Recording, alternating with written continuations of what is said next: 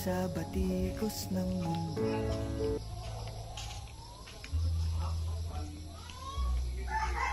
Darating ilang araw malalaman ang totoo. Pag ika'y isang magulang na ay dadanasin mo.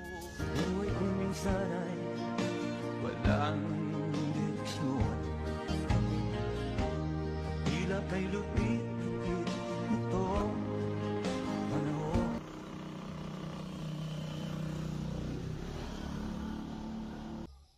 Kang mawawalan ng pag-asa,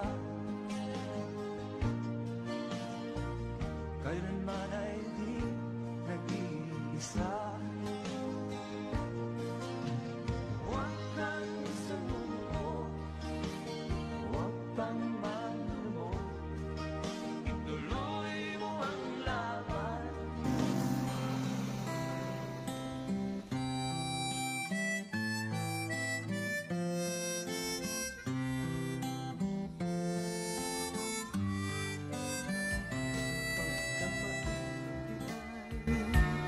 Ning kapalaran,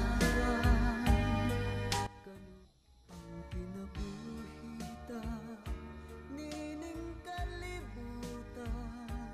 Pipit itong panahon, huwag kang mawawalan ng pag-asa, kailanman ay di nag-iisa.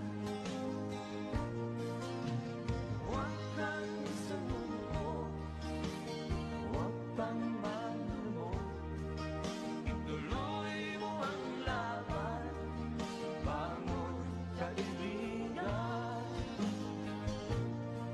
Ang paborito ko pong Bible verse, Kawikaan 13:4, ang taong tamad ay hindi makukuha ang kanyang hinahangad at ang taong masipag ay magkakaroon ng higit pa sa kanyang hinahangad. Wow. Because I believe that universe is utterly giving. Naniniwala po ako na kapag binigay mo ang lahat, kapag ginawa mo ang lahat at may dedikasyon ka para magtagumpay, ay magtatagumpay ka. Wala pa akong nakikitang tao na nag-aral ng todo, nagsipag ng todo, binigay ang lahat at talagang nag-effort ng todo para magtagumpay na hindi nagtagumpay. Naniniwala po ako na ang mundo at ang Diyos ay napakamapagbigay at kapag gusto mo at talagang gusto mo at sinusubukan mo at hindi ka nagrereklamo sa proseso, makukuha mo ang lahat ng gusto mo.